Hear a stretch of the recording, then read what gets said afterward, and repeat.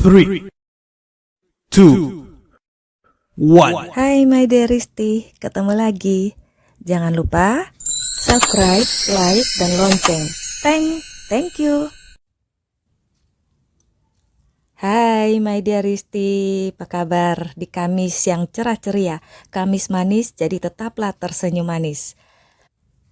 Mulai sekarang, saya tidak akan membalas segala kritikan, saran, usul, ataupun komentar-komentar di audio ini. Tapi akan saya tanggapi di kolom komentar di channel YouTube. Oke, kita lanjutkan sekarang untuk aku si pelakor. Sekarang bagian keberapa ya nih? 13 ya? Oh iya, 13 ya. Semakin banyak hal-hal buruk tentang Rio yang sampai di telinga Sarah. Tapi, bukankah dari dulu aku sudah tahu gimana perilaku Rio dengan banyak pacar-pacarnya itu?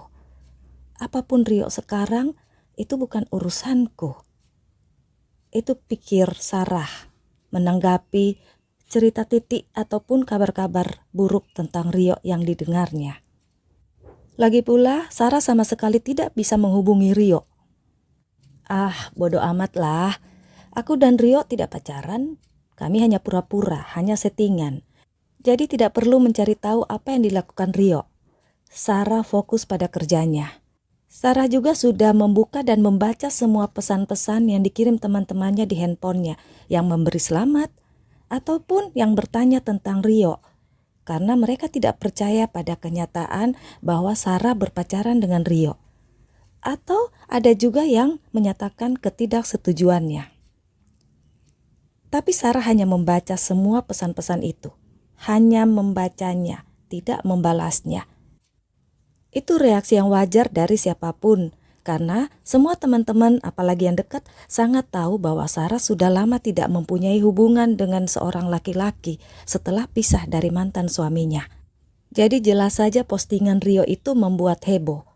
Karena Sarah memilih seorang playboy, si Rio. Kenapa orang terlalu kepo dengan kehidupan orang lain? Sarah sudah menganggap tanggapan teman-temannya itu akan berlalu seiring waktu. Sarah juga tidak berusaha untuk menghubungi Rio lagi, juga tidak terlalu memikirkan tentang Nita. Membiarkan semua terjadi kalau harus terjadi. Sarah juga memberi waktu kepada Rio untuk mengatasi segala masalahnya termasuk hubungannya dengan banyak wanita. Karena itu syarat dari Sarah saat mereka melakukan kesepakatan untuk pura-pura pacaran. Sudah berbulan-bulan berlalu saat Sarah menerima pesan dari Vina. Buka FB, tulis Vina di pesannya. Bagaimana Sarah bisa melihatnya kalau Sarah sudah tidak bisa membuka FB-nya? Sarah bisa mengganti password di emailnya, tapi Sarah tidak bisa lagi membuka medsosnya, FB-nya, IG, dan lainnya. Belum bisa buka, jawab Sarah membalas pesan Vina. FB-mu heboh lagi. Pesan dari Vina masuk lagi. Sarah tak ingin mencari tahu ada apa lagi yang terjadi di FB-nya karena semua itu hanya buang-buang waktu. Toh dia dengan Rio tidak benar-benar punya hubungan seperti pikiran orang. Mungkin karena Sarah tidak menanggapi pesannya lagi, maka Vina menelpon. Iya Vin, aku lagi banyak kerjaan nih, saut Sarah saat menerima telepon Vina. Kalau FB-mu sudah tidak bisa dibuka, report aja Ra. Terus kamu bikin FB baru, tulis konfirmasi bahwa itu ulah Rio. Dan kalian gak ada hubungan apa-apa, biar gak heboh-heboh Ra, kata Vina. Emang heboh kenapa lagi sih? Tanya Sarah. Itu tuh foto profilmu diganti jadi foto kalian berdua, ya jelas heboh lagi lah, kata Vina. Rio memang kelewatan Vin, tapi aku gak niat menanggapi kok, biarin aja lah, jawab Sarah.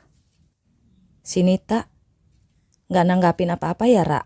Tanya Vina lagi. Enggak tuh. Mungkin Rio udah menjelaskan ke Nita kalau aku sama Rio gak ada hubungan apa-apa. Jadi Nita gak nanggapin apa-apa, kata Sarah. Gimana kalau mereka benar-benar putus? Tanya Vina lagi. Itu juga bukan urusanku sih Vin, itu urusan Rio lah, masalah Rio. Sarah belum menceritakan pada Vina tentang kesepakatannya dengan Rio. Kamu itu Ra terlalu cuek, terlalu berpikiran positif, keluh Vina. Ya karena memang aku merasa semua baik-baik saja. Kalaupun ada sesuatu yang membuat itu tidak jadi baik-baik saja, pasti ada cara untuk mengatasinya nanti, kata Sarah. Ya baiklah Ra, sampai nanti ya. Vina menutup telepon. Baru saja Sarah akan meletakkan handphonenya, ada telepon masuk lagi. Halo? Pantas kamu tanya-tanya tentang Rio, cari tahu tentang Rio.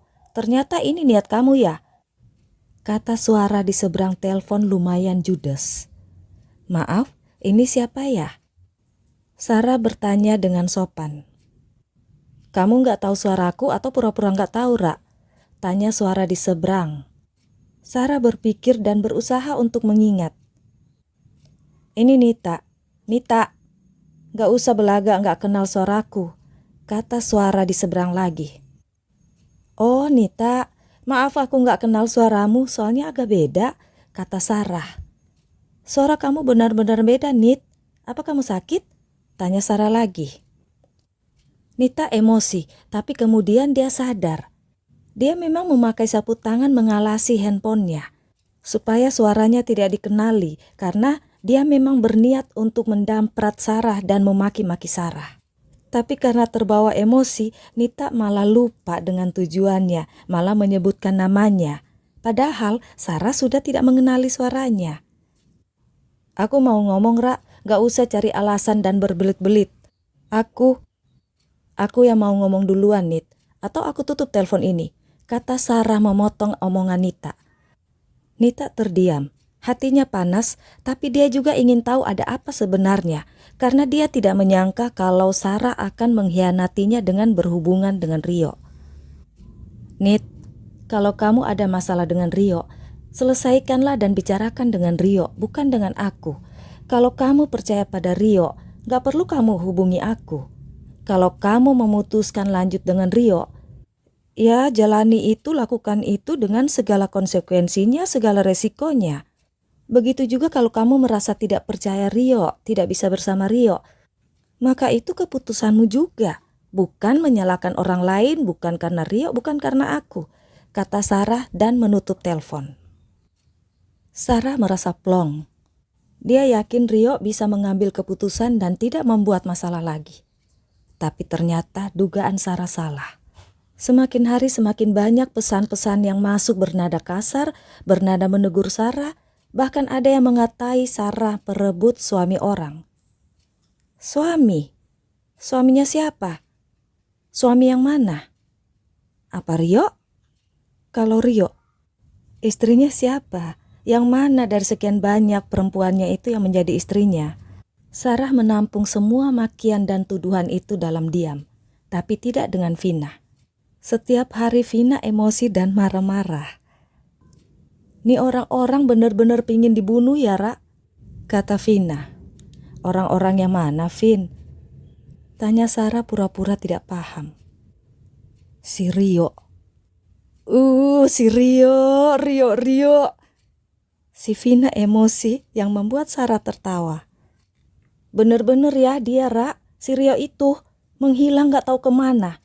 Telepon gak aktif, gak diangkat, pesan-pesan juga gak dibales, kata Vina masih emosi.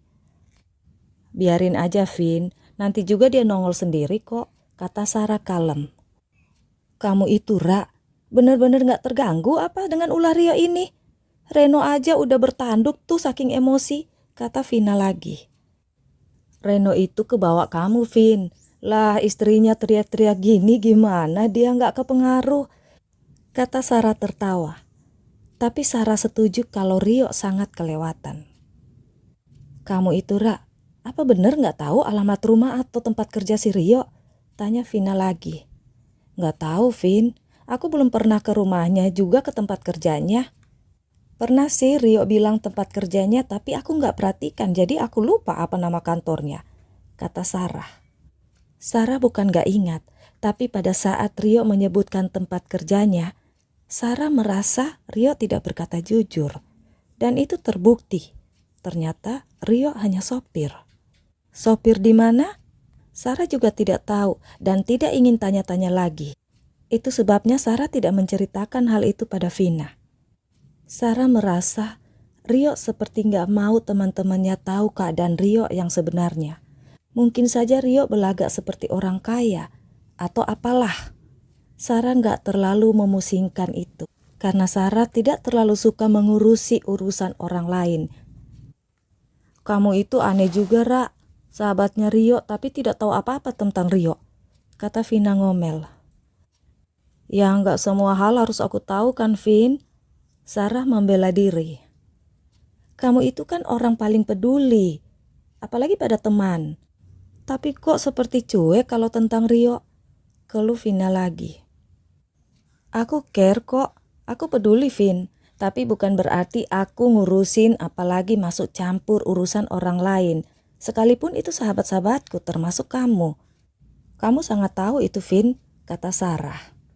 Iya aku tahu. By the way, si Nita bener-bener gak bereaksi? Tanya Vina. Dia pernah telepon Vin, terus apa katanya? Marah? Atau kasar? Atau maki-maki kamu? Potong Vina sebelum Sarah selesai bicara. Kebiasaan Vina emang gak sabaran ya. Waduh Vin, belum juga selesai omonganku, kata Sarah tertawa. Aku senewen Ra, lebih senewen lagi karena kamu tenang-tenang aja. Suara tawa Vina membahana di telinga Sarah. Cerita dong Ra, apa kata Nita? Sepertinya Nita marah sih Vin. Tapi karena aku yang duluan ultimatum dan matikan telepon, jadi segitu aja. Belum sempat ngomel dia, aku udah nutup teleponnya soalnya. Jelas Sarah pada Vina. Vina tertawa-tawa. Kalau dia ngamuk-ngamuk dan kasarin sama kamu, si Rio itu yang akan kubunuh berkali-kali. Kata-kata Vina kembali membuat Sarah tertawa. Biarin aja si Vin. Biarin aja si Rio melakukan segala sesuatu sesuka hati dia. Yang penting dia tanggung jawab konsekuensinya. Kalau nanti dia lepas tanggung jawab dan nyangkut-nyangkut ke aku, baru aku akan membunuhnya, kata Sarah serius. Merinding gue Ra kalau lu udah model begini, kata Vina tertawa. Padahal mana ada orang yang merinding tapi ketawa-ketawa seperti Vina. Gendeng emang.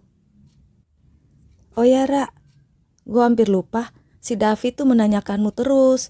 Boleh nggak nomor teleponmu aku kasih ke Davi? Katanya dalam waktu dekat ini dia akan ke Jakarta, tugas kantor, cerita Vina. Nomor Davi aja yang kamu kirim ke aku, Vin. Sekarang aku lagi sibuk banget gitu, nggak mau terganggu. Gitu aja ya, kata Sarah. Oh oke Ra. Nanti aku kirim ya. Ya udah, jam istirahatku udah lewat nih. Aku mesti kerja lagi. Sampai nanti ya. Muah Ra. Bye. Vina menutup teleponnya. Tak lama kemudian ada notifikasi di handphone Sarah. Itu pesan dari Vina yang mengirim nomor Davi kepadanya. Saat Sarah baru meletakkan HP-nya, notif bunyi lagi. Vina iseng banget sih. Gerutu Sarah membuka handphonenya. Wanita murahan, kalau nggak laku jangan ganggu suami orang. Sana, berdiri di pinggir jalanan, pasti laku tuh. 10.000 3 kali. Ternyata bukan dari Vina. Sarah mengelus dadanya. Angin dingin menusuk